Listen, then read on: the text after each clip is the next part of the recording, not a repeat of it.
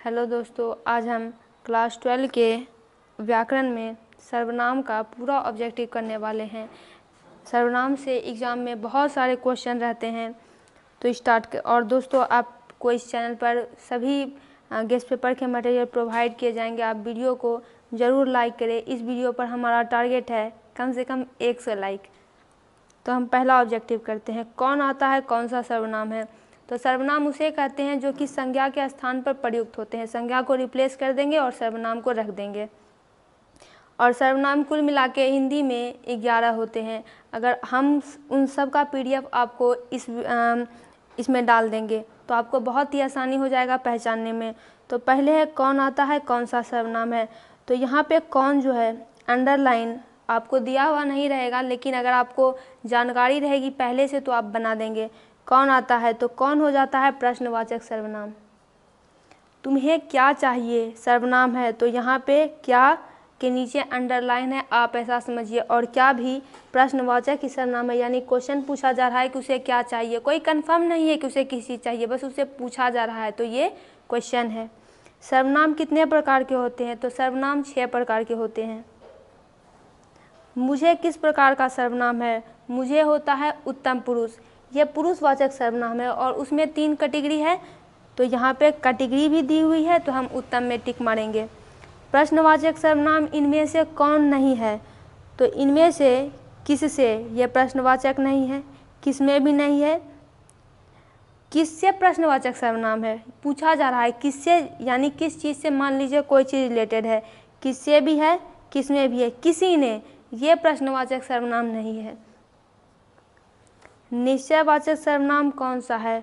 तो निश्चयवाचक सर्वनाम 3 होते हैं, यह, वह, सो। तो यहाँ पे यह है, तो यह है निश्चयवाचक सर्वनाम। पुस्तक को मत ले जाओ, यह वाक्य किस सर्वनाम का उदाहरण है? किसी से कहा जा रहा है कि इस चीज़ को मत ले जाओ, यानी वो पुस्तक भी पर्टिकुलर है, तो ये हो जाएगा निश्चयवाचक सर्वनाम। इनमें से अनिश्चयवाचक सर्वनाम कौन सा है? तो अनिश्चयवाचक सर्वनाम होता है कोई, कुछ।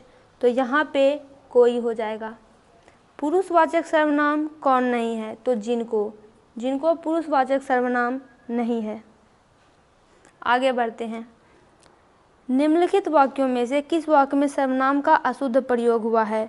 तो देखिए, वह स्वयं यहाँ नहीं आना चाहती, ये भी ठीक है। आप तीसरे ऑप्शन को पढ़िए, मैं तेरे को एक घड़ी दूंगा, ये वाक्य पूरी तरह से गलत है, तो ये हो जाएगा। पता नहीं राम को कैसे शक हो गया, यह वाक्य किस सर्वनाम का उदाहरण है? तो ये पुरुषवाचक का उदाहरण है। संबंधवाचक सर्वनाम बताए, तो संबंधवाचक सर्वनाम होता है जो, तो ये हो जाएगा C नंबर। निश्चयवाचक सर्वनाम इनमें से कौन नहीं है? निश्चयवाचक सर्वनाम होता है यह, वह, सो। तो यहाँ पे जिनसे निश्चयवाचक नहीं है। तुम्हें क्या चाहिए, फिर से क्वेश्चन पूछा जा रहा है, तो ये प्रश्नवाचक सर्वनाम है और यहाँ पे अंडरलाइन भी किया गया है। वहाँ जाकर किसी से कुछ मत कहना, तो जब भी कुछ कोई आ जाता है तो ये अनिश्चयवाचक सर्वनाम बन जाता है। निजवाचक सर्वनाम का प्रयोग किस वाक्य में हुआ है? तो निजवाचक सर्वनाम में आ जाते हैं आप। तो यहाँ पे देखिए आप लिखा हुआ है, आप भला तो जग भला। आगे बढ़ते हैं।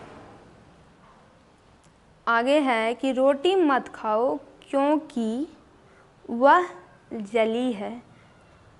तो यहाँ पे कहा जा रहा है किसी से कि रोटी मत खाओ क्योंकि वह जली है, तो यहाँ पे निश्चयवाचक सर्वनाम का बोध हो रहा है, क्योंकि निश्चयवाचक सर्वनाम में होता है यह, वह, सो। तो यहाँ पे वह आया है। वह कौन है जो पड़ा रो रहा है, किस सर्वनाम का उदाहरण है? ये हो जाएगा संबंधवाचक, क्योंकि संबंधवाचक में जब सर्वनाम होता है तो जो से इसे जोड़ा जा रहा है। मुझे भी छात्रवृत्ति मिलती थी, तो ये तो पुरुषवाचक सर्वनाम का उदाहरण हो जाएगा, और मुझे है तो ये हो जाएगा उत्तम पुरुष। वह मेरा छोटा भाई सौरभ है, किस सर्वनाम का उदाहरण है? तो ये हो जाएगा निश्चयवाचक सर्वनाम का उदाहरण, क्योंकि निश्चयवाचक सर्वनाम के एग्जाम्पल होते हैं यह, वह, सो। वह आ गया तो निश्चयवाचक। हिंदी में कुल कितने सर्वनाम हैं? कुल 11 सर्वनाम है।